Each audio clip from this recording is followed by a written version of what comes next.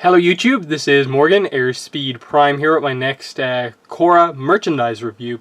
This is going to be my review for the Legend of Korra coloring book from Dark Horse Comics, which is the follow-up, of course, to last year's Avatar: The Last Airbender coloring book. Same artist, same general design, same number of images in 45 in each book, just that this one is obviously covering Korra, not Avatar. So, a little late getting this one out in that it has kind of passed both the comic book store and the normal regular bookstore release date, but I only managed to get my hands on the book today. It only arrived. And anyway, let's get into this. So Jed Henry is our artist, of course, and the idea is that in part selection from fans and then also some selection from Mike and Brian, they have chosen basically what scenes, which episodes have pieces of art covered in this coloring book. Now, of course, with the coloring book, never the most exciting piece of merchandise, in that I think there's a lot of other stuff we as fans would much prefer than just a coloring book, but it gives us the chance to, get to see a new artist do more work. It's a fun way, I think, to look back through the series, just to get a kind of quick summary of some of the key scenes. The art is very nice, and then, of course, if you are into, coloring, adult coloring, this is perfect for you if you're an Avatar or Korra fan. Both books are available, depending on if you prefer one series over the other, because it's the same artist. And yeah, so here's the back of the book, and it's pretty basic. Beloved since its television debut, The Legend of Korra has thousands of fans worldwide. Now the Avatar meets the coloring book craze. This beautiful book comes packed with 45 highly detailed black and white images to color however you choose, with illustrations by Jed Henry from the Avatar: The Last Airbender coloring book, and produced in close collaboration with the show's creators Michael Dante DiMartino and Brian Konietzko. This book is a must-have for all Korra fans and coloring book enthusiasts. And then we get a brief selection of some of these scenes. That's for book 1, book 2, book 3, of course, and then on the bottom we just have some of the detail stuff here. $14.99 US dollars, $19.99 Canadian dollars, of course published by Dark Horse. And then they have, for their coloring books, which they've got into pretty heavily recently, hashtag DHColors if you want. I believe they sometimes retweet these things, just in case anyone was wondering. And then, of course, Nickelodeon licensed.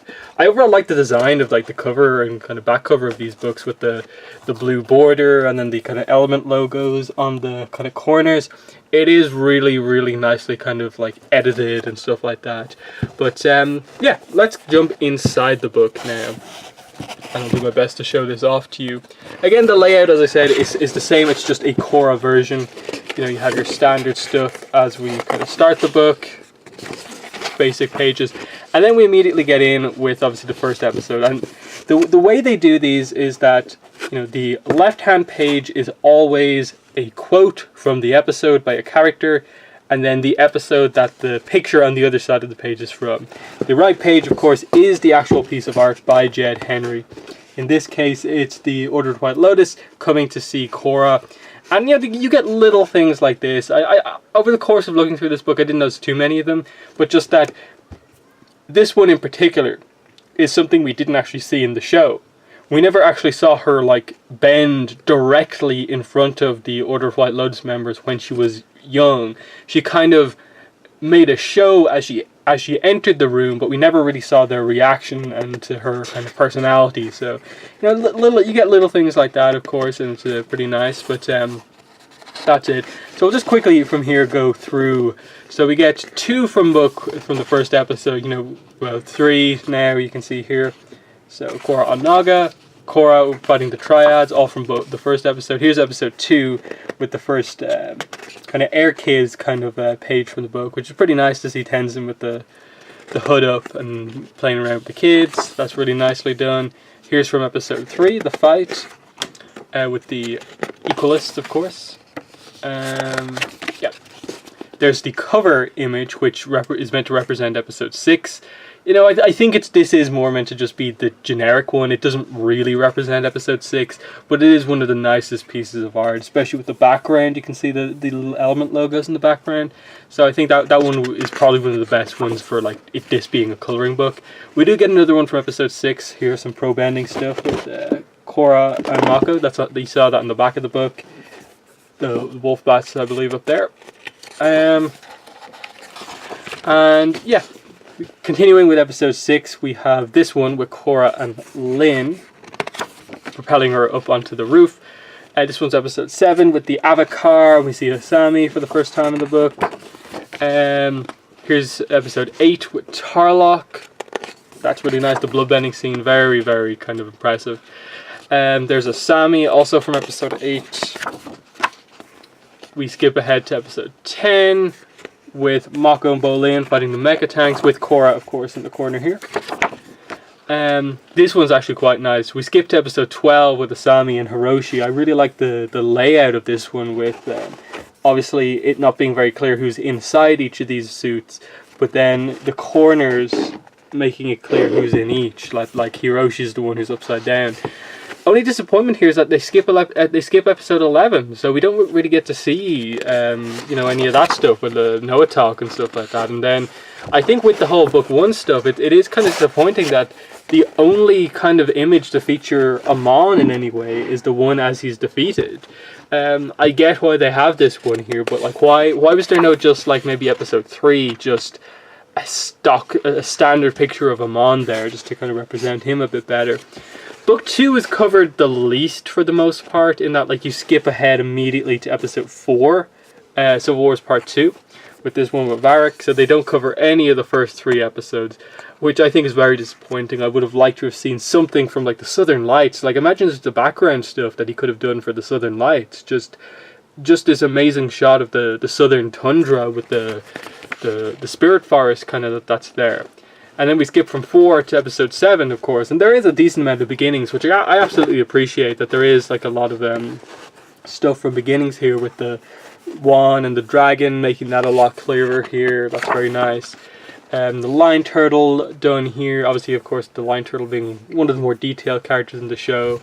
It's interesting that basically like Jed Henry is one of the first like other artists to really portray a lion turtle, and it's an interesting approach. Not my favorite thing, and I think the lion turtles are so distinct you kind of have to get them right, but it's still a very nice scene, as like this is obviously Wan, like I suppose in a way kind of becoming the Avatar, getting the other elements, so that's good. Wan in the Avatar state, stopping the human spirit conflict, that's very nice to see. Wan on Mula here, kind of representing him as the Avatar now post fight with Vatu. I maybe would have liked to have seen a little bit more Vatu in some of those shots. We skipped down to episode 10, A New Spiritual Age, and the tea party that's being had here with Korra and Iroh, which is pretty nice. I believe it's the spirit wedding is what they say in the episode. Episode 11, Night of a Thousand Stars, really good like Bolin hero moment of just him being awesome in real life and on the screen as well. Nice moment to show off. Episode 13, Darkness Falls. You get Unavatu here destroying the fleet. We cut to episode 14 and we get basically all of the benders fighting the spirits here. Also from episode 14, the giant battle between Spirit Korra and Unavatu. Very nice one to show there. In that, like, you could see Urava in her hand, and that would be a really nice one to color. And we cut to book 3, and we have this one here of obviously Boomy being discovered as an airbender, which you can see just at the top there, which is very nice. There's a lot of characters in this page. The Red Lotus, of course, represent episode 2. Pretty cool to see how different they all are. Episode 3 with the Queen, Korra meeting the Queen here. We skipped episode 6 here, Old Wounds, with obviously Lin and Suyin. And then you have Korra and Bolin up there with Pabu. Episode 7 is Original Airbenders. This definitely is kind of one of the, I think, the more like, just because the characters are so far away, there's not a lot of detail. This doesn't really feel like the best one to color, because so much of it is just the mountain, and like, it'll just be a lot of brown for the mountain. But you know, I get what they wanted to do one for that episode. Episode 9, the stakeout, and our, you know, round 1 of basically Mako and Bolin against Minghua and Gazan, which is pretty cool. You know, see how he does the lava bending here. Episode 12, Enter the Void, which is just prior to Pele's death. Here, really interesting how they go about showing that scene. I think this was one of the ones the fans at the New York Comic Con last year kind of asked for to be covered in the book. Here is 13 with Mako fighting Minghua, about to use a lightning on her and get the win. So that's a really nice one to see. Here's Korra's eventual defeat of Zahir with the help of the other airbenders, making the giant tornado. That's really cool. We cut to book 4 here with Korra alone, and Korra, you know, getting back on her feet, learning to walk again, doing her physical therapy. Episode 4, the calling with Korra and Toph on the banyan tree. Here is the calling again with Korra taking the metal out of herself, which is a very nice image there. This one's really, I like how he draws like the likes of say Iki especially. I think his Iki there is really nice. And then Toph, he does the kind of older designs for the Air Kids very well. Episode 5, Enemy at the Gates, we have Varric saving Zhu Li. We cut to 9, Beyond the Wilds, with Korra going to see Zahir. Very important scene there. Episode 10, Operation Beifong, and Toph entering the battle against Kuvira. The little bit that she did. This I think is a little bit of a question one. For episode 11, they choose the Milo throwing the paint balloons basically on the window of the Colossus. It's a fun scene. Not necessarily one I would have chosen of one of the select 45 pieces of art for the book. The Varric Julie proposal scene gets a page. Very nice to see there. Episode 12, Day of the Colossus, and we get basically just prior to Hiroshi's death. So you can see there's a few pages that are done like this with the cut in to like a character who's maybe in something. And you see what their face is like during a pretty emotional scene, and the hand about to come down on him. 13, The Last Stand, of course. I really like that Mako does get this page here for his big lightning moment in the last episode, in the second last episode. The last episode there, sorry. And then also we get a couple from the very last episode here. Korra saving Kuvira with the spirit energy, creating the portal. We have Korra and Asami in the spirit world here. Very nice. And that ends the book with just an about the artist thing. And, you know, a quick thing about just advertising all the other Avatar books that Dark Horse do. So, overall, pretty nice Legend of Korra coloring book. Absolutely a piece of merchandise that is not for everyone. I got it because I'm a collector, not because I'm super into these coloring books. I think in the original Avatar book, I colored in 1 page and left it at that. Not really my thing at all, doing the coloring. But I got this second one, the Korra one, primarily for the art, and because, you know, as much as sometimes I'm critical of the stories that Dark Horse put out, I do overall want to support them and as one of the main kind of you know, companies behind kind of the franchise in a way at this point, and support more merchandise by buying the stuff that they do put out there. And I am happy to have this in my collection now. You know, we've had two poster collections, now 2 coloring books. I think the question obviously is, what's next in terms of this kind of ancillary merchandise? Are they going to do more posters, or are they going to move on to something different now? Because I think they need a little bit more than just, you know, Turf Wars, whatever the next Avatar comic is. What other, you know, books can they put out? And I'd like to know what sort of other stuff they do. I think a lot of people would be very interested in some sort of an encyclopedia type thing, a kind of, you know, more history, lore focused, you know, encyclopedia type thing. Don't know if they'd ever do that, but I think that's something that would sell really, really well if a lot of detail went into it. But yeah, that is my review of the Legend of Korra coloring book. In the comments, let me know what your thoughts are on this book. If you have any questions about this book, or thoughts yourself, if you've got it yourself, leave them in the comments below and I will be sure to respond to them.